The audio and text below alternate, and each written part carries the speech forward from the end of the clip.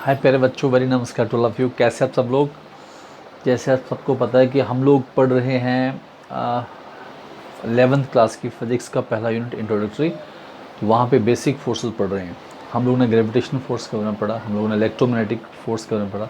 आज पढ़ेंगे हम लोग वीक न्यूक्लियर फोर्स के बारे में, ठीक है, एज ए फंडामेंटल लेवल के ऊपर। Otherwise it's a very, you can say that, modern concept and it's belong to nuclear physics and high energy particle physics. Later on हम इस पर डिस्कस करेंगे। आज हम लोग फोकस करेंगे सिर्फ weak nuclear force as a primary level पे क्या होती है, ठीक है। तो ऐसे क्या रहता है हमारे पास, जैसे हम सबको पता है कि ये हमारे पास न्यूक्लियस होता है और न्यूक्लियस के इर्द गिर्द 3 डायमेंशनली जो स्पेस होता है वो एक्स्ट्रा न्यूक्लियर पार्ट रहता है। न्यूक्लियस के बीच में न्यूक्लियन होते हैं। न्यूक्लियस के बीच में न्यूक्लियन, जो न्यूक्लियस के मेंबर हैं तो उनको न्यूक्लियन कहते हैं। और ये होते कौन है, ये प्रोटॉन होता है और साथ में होता है न्यूट्रॉन। प्रोटॉन का सिंबॉलिक रिप्रेजेंटेशन ऐसे रहता है और न्यूट्रॉन का सिंबॉलिक रिप्रेजेंटेशन ऐसे रहता है। 1 पॉजिटिव चार्ज, 1 मास, एटॉमिक मास यूनिट न्यूट्रल होता है और 1 एटॉमिक मास यूनिट रहता है इसका मास, ठीक है। और इसके एक्स्ट्रा न्यूक्लियर पार्ट में इलेक्ट्रॉन घूम रहे होते हैं 3 डायमेंशनली, ठीक है। डिफरेंट शेल्स में, फिर ऑर्बिटल में, वो हम लोग इलेक्ट्रॉन कॉन्फ़िगरेशन में देखते हैं। तो ये इलेक्ट्रॉन का सिंबॉलिक रिप्रेजेंटेशन है। मास नेग्लिजिबल और नेगेटिव चार्ज रहता है। इक्वल एंड अपोजिट चार्ज रहता है, तो जितने प्रोटॉन उतने इलेक्ट्रॉन, तो ओवरऑल एटम न्यूट्रल रहता है, ठीक है। और इलेक्ट्रॉन और न्यूक्लियस आपस में बंधे होते हैं इलेक्ट्रोमैग्नेटिक इंटरेक्शन से, तो एक स्टेबल एटम हमारे पास बन जाता है। लेकिन जैसे जैसे हमारे पास जो न्यूक्लियस होता है वो बड़ा होता है। बड़ा होने का मतलब है कि अगर हमारे पास एटम हाई एटॉमिक नंबर का होगा तो उसमें जो न्यूक्लियन होंगे वो भी हाई होंगे। मान लो हम लोग यूरेनियम की बात करते हैं, तो यूरेनियम 92 टू 35, सपोज ये मेरे पास एक एलिमेंट है और इसमें हमारे पास इतने प्रोटॉन हैं और इतने इलेक्ट्रॉन हैं, और जो रेस्ट वाले बच के इसमें से माइनस करके वो न्यूट्रॉन है हमारे पास, ठीक है।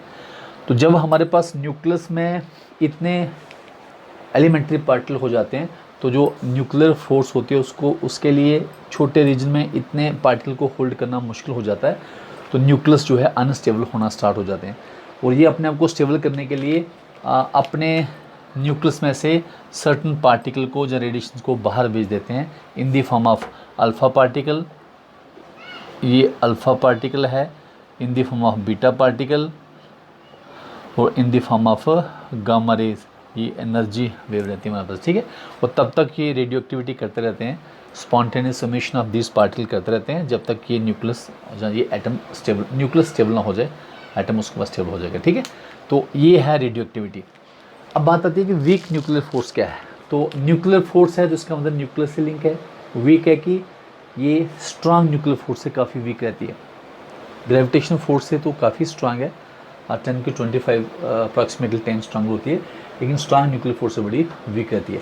अगर हम इस बीटा पार्टिकल की स्टडी करें, जैसे न्यूक्लियस का साइज़ बड़ा होता है तो बड़ा साइज़ होने से क्या होता है कि हमारे पास जो इसमें प्रोटॉन और न्यूट्रॉन होते हैं वो डिसइंटीग्रेट होना स्टार्ट हो जाते हैं। जो प्रोटॉन है, जैसे इसका ये सिंबॉलिक रिप्रेजेंटेशन है, तो ये डिसइंटीग्रेट होता है न्यूट्रॉन में, प्लस एक पॉजिट्रॉन में, प्लस न्यूट्रिनो पार्टिकल में।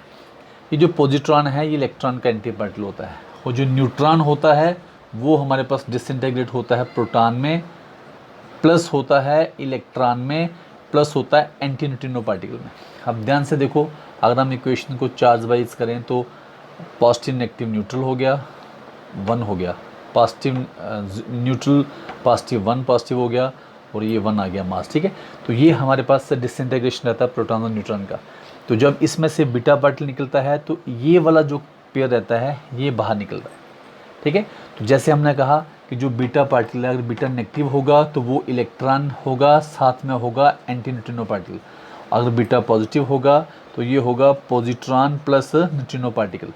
तो जैसे पहले क्लासिकल लेवल पे जब हमने देखा कि बीटा पार्टिकल बाहर निकलते हैं तो स्टडी किया कि जब एक बीटा पार्टिकल बाहर निकलता है तो न्यूक्लियस की 0 से लेके एक सर्टन मैक्सिमम वैल्यू तक एनर्जी कम हो जाती है, एक मैक्सिमम वैल्यू तक एनर्जी कम हो जाती है।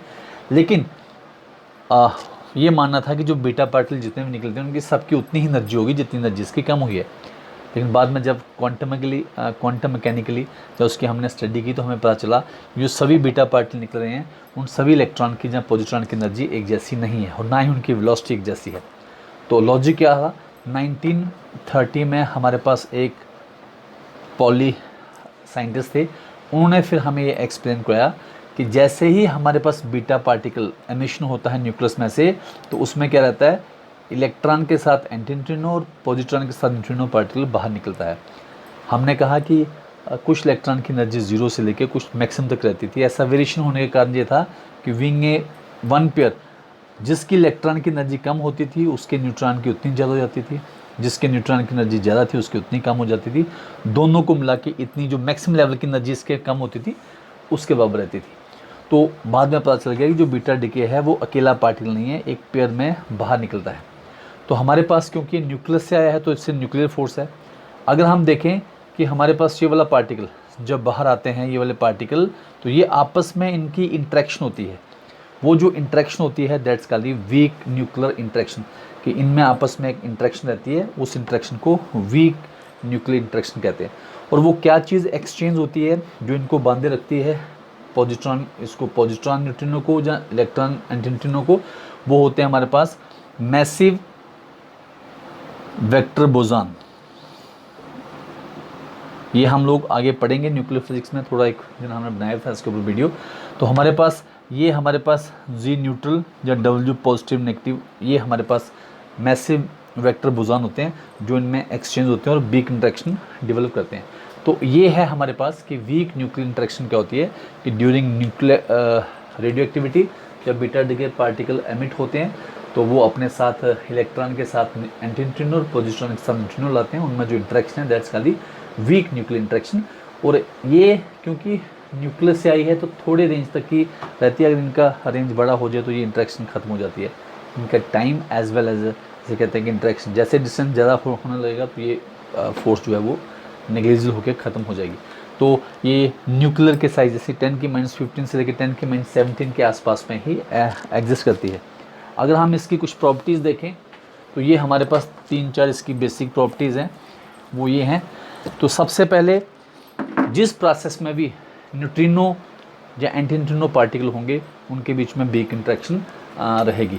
तो हमारे पास जो लेप्टॉन होते हैं, ये लेप्टॉन और लेप्टॉन के बीच में होती है, एंड लेप्टॉन और मेसॉन पार्टिकल के बीच में होती है। ये एलिमेंट्री पार्टिकल्स हैं, हमने इनमें बेसिक स्टडी की है, जिसमें हमारे पास लेप्टॉन जो होते हैं वो इलेक्ट्रॉन रहते हैं, टो, म्यूजॉन, electron neutrino, mu neutrino, tau neutrino, इनको लेप्टॉन कहते हैं। और फिर इनके ऐसे इतने एंटी पार्टिकल होते हैं। ऐसे ही मेसॉन, पाई मेसॉन, के मेसॉन एलिमेंट्री पार्टिकल रहते हैं। तो वो बाद में कभी हम लोग इसको डिटेल में पढ़ेंगे। तो ये जो छोटे एलिमेंट्री पार्टिकल हैं उनके बीच में रहती हैं वीक इंटरेक्शन है। तो पहली बात ये होगी। दूसरी बात ये है कि ये हमारे पास जो वीक न्यूक्लियर फोर्स होती है, ये 10⁻25 टाइम्स स्ट्रॉन्गर होती है, stronger to gravitational force. Gravitational force से इतनी स्ट्रॉन्गर रहती है। इसका जो रेंज है वो 10⁻15 मीटर टू 10⁻17 मीटर अप्रॉक्सीमेटली के आसपास में रहता है, ठीक है। और जो इसमें एक्सचेंज पार्टिकल होते हैं, एक्सचेंज पार्टिकल के जिनके कारण दोनों पार्टिकल के बीच में इंटरेक्शन होती है, तो वो एक्सचेंज पार्टिकल जो हैं इसमें हम कहते हैं आर मैसिव वेक्टर बोज़ॉन रहते हैं, वेक्टर बोज़ॉन रहते हैं, W positive negative and Z neutral. ये हम इनके बारे में लेटर ऑन स्टडी करेंगे।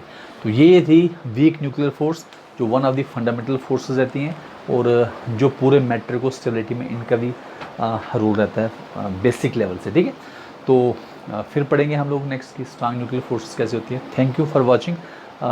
मेरा चैनल गुरदीप हिंदुस्तानी सब्सक्राइब करें, और जो बेल आइकॉन है उसको भी प्रेस करें, ताकि जब मैं न्यू वीडियो अपलोड करूं तो आपको नोटिफिकेशन मिले। अपना बहुत सारा ख्याल रखें, आसपास की सफाई रखें, छोटे छोटे चैलेंजेस दें अपने आप को।